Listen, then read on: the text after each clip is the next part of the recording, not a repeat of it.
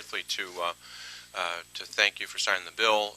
The Medicaid program is the largest program, the most expensive program in state government, and I want to particularly single out Senator Staines, who's here, and Senator Ryder, who came together on a committee that we appointed in the Senate, and they, as the Governor said, worked in a bipartisan way to really sit down and do what the people really want us to do, and that is not play political games, but rather work together, try to solve serious problems, especially in light of the economic climate we find ourselves in. They want us to be as efficient as we possibly can.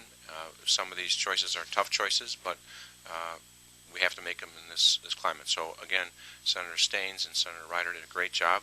I'll let somebody else praise the House members since I'm in the Senate. Thank you.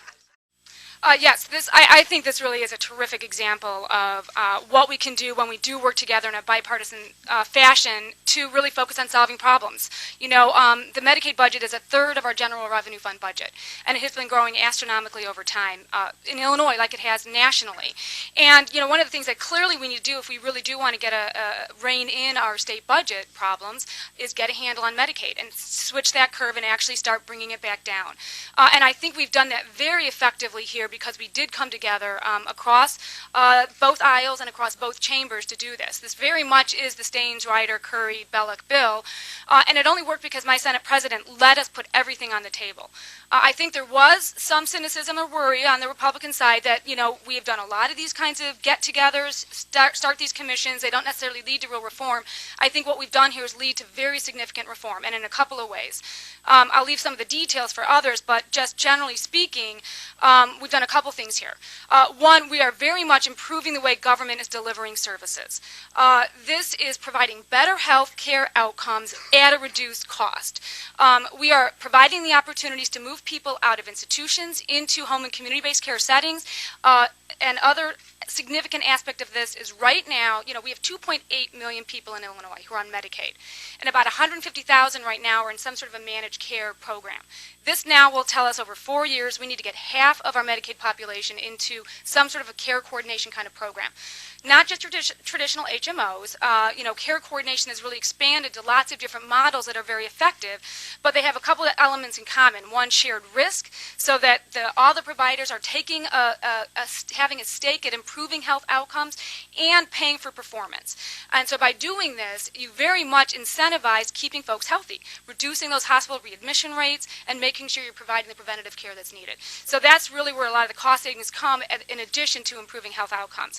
Second thing this bill does is very much, you know, I think the Medicaid program had been under the gun a little bit, considered that it wasn't very effectively managed.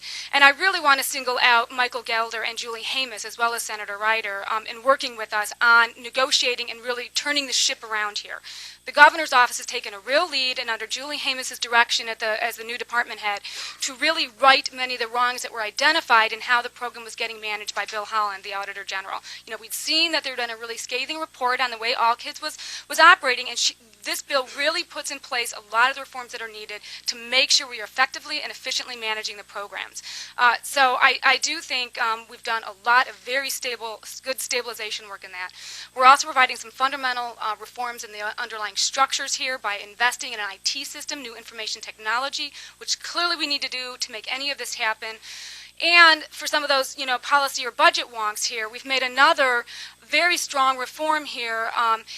One of the ways that we've been able to sort of avoid necessarily always making sure we have a truly balanced budget is by this Medicaid liabilities, by enabling as a state to pay current year bills out of next year's appropriations. This bill also includes the reform to that Section 25 Medicaid liabilities that no longer will allow us to do that. We phase that out over time so we can no longer be pushing off this year's bills to next year appropriations, which I think is another good fundamental reform here. Very good bill. We did it with, as I say, very bipartisan. I'm really thrilled to have been able to be a part of it, and thrilled that our Senate leader really made it sure it was on the table and we were going to get this done. So thank you for all being here today. Well said. Thank you.